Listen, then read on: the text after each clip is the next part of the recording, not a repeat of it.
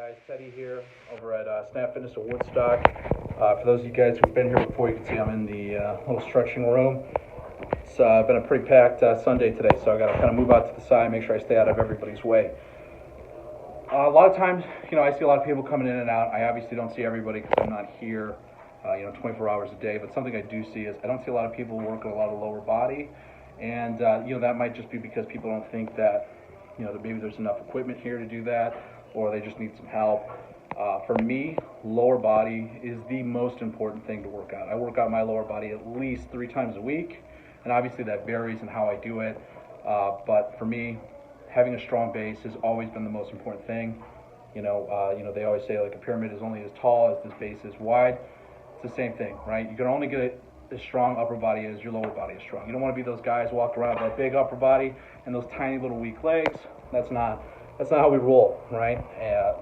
There's a ton of uses out there, or a ton of reasons to have strong legs, being able to function, hang out, do things. Also, life expectancy.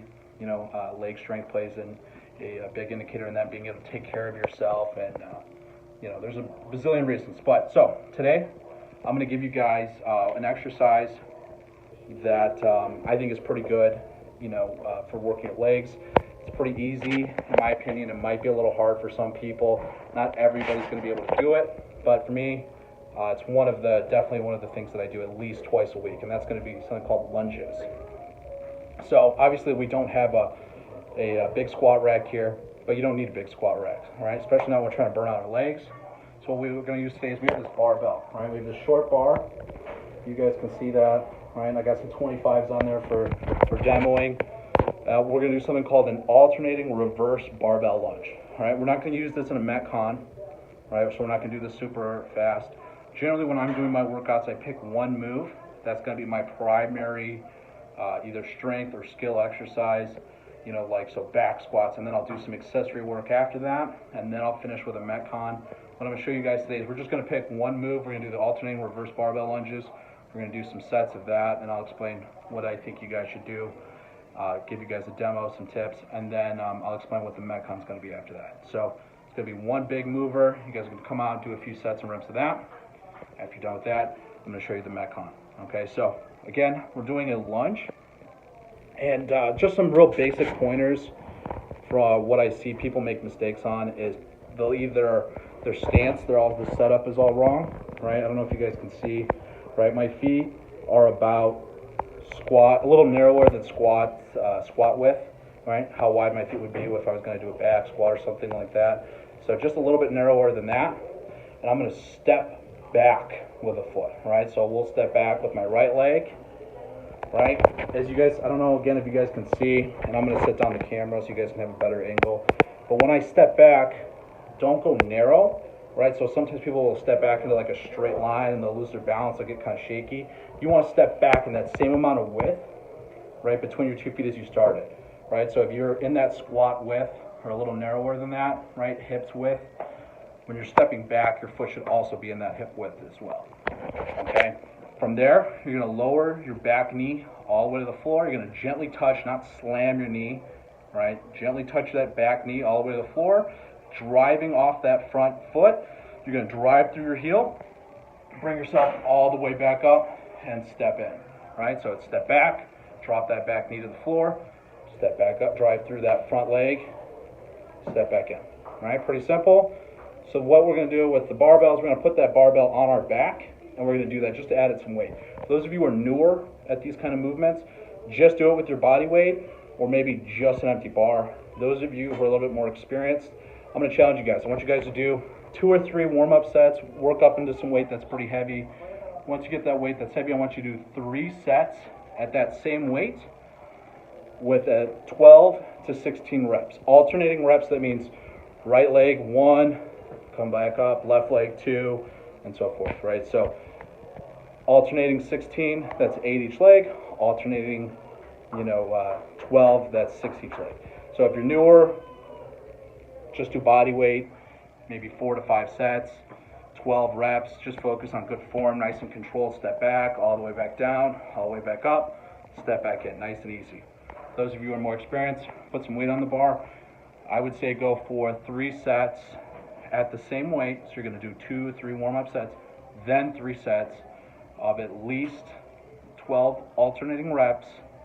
So that's 6 each side, up to 16 alternating reps, that's 8 each side. All right, so I'm gonna give you guys just a little basic demo. Hopefully you guys can see okay. I'm gonna move a few different angles so you guys can see it in different few angles. All right. So, got my barbell. Go ahead and clean that. Press it up. It's on my back. All right. Hands all the way out. I'm looking straight in front. Step back. Bring that knee down. Step up.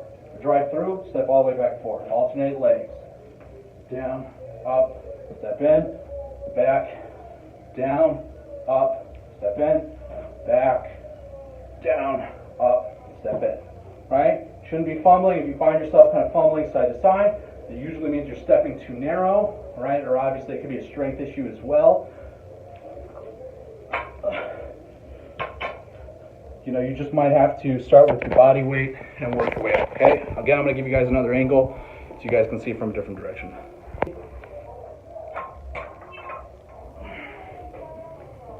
There, good position. Step back, heel all the way to the floor, drive out the front leg, step back in. Back, heel down, drive in, step back in. Alright guys, so now we're going to do our Metcon. You're only going to need one thing for this, and that's going to be a kettlebell. Right, those of you who haven't seen the kettlebells, they're stored right there in that synergy, right on that little ledge right there above the plates. There's some kettlebells in there. If none of those are heavy enough for you, you can always do this with a dumbbell as well, okay? So we're gonna do 2 movements. We're gonna do something called a goblet squat, and we're gonna do something called a kettlebell swing. Okay, so I'm gonna just go ahead and describe those. It's super easy. Goblet squat, you're gonna hold the weight at your chest and you're gonna do a squat. So it's basically like a front squat. So I will go ahead and demo that for you guys.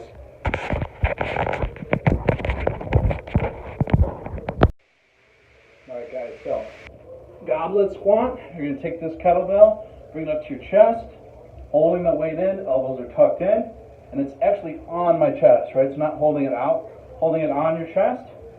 And you're just going to squat all the way down to the bottom, all the way back up. All the way down, all the way back up. Right? Pretty simple squat, butt back, knees out first, knees all the way out. Make sure you drive your butt back, all the way it should be on your heels. And again, just from the side, go to your chest, butt back, open up those knees, all the weight's on your heels. Alright, so that's the first movement. The second movement is going to be something called a kettlebell swing. Now, there is a ton of variations you can do for a kettlebell swing. What we're going to do is just kind of a normal standard kettlebell swing. 2 hands are on the kettlebell. Alright, this is going to be a movement that's going to use all of your hip. Alright, it's just going to be a swing motion almost. You're driving your hips forward to make the kettlebell come out. As the kettlebell comes back in, you're bringing your hips slightly back but keeping your chest up. Right, and you're just driving with your hips. Right, I'm not using my arms at all. It is all in my hips, squeezing my butt in, and driving those hips all the way through, fully extended. Right, just trying to get it up to about your chest. Right, make sure when you're coming down, we're not doing a real hinge kettlebell where I'm going to let my chest come down. Right, I want to keep my chest up for this one. Okay, pretty simple. So the workout's going to be 10 goblet squats, 10 kettlebell swings. 9 goblet squats, 9 kettlebell swings. All the way down to 1. So 10, 9, 8, 7, 6, 5, 4, 3, 2, 1. We're going to start with the goblet squats, do 10 of those, then 10 swings. 9, 9, 8, 8, all the way down to 1. All right? Make sure you guys are able to knock it out of the park. If you guys have any questions, send me a message on social media. I'd be more than happy to help you guys out. All right, guys, get after it.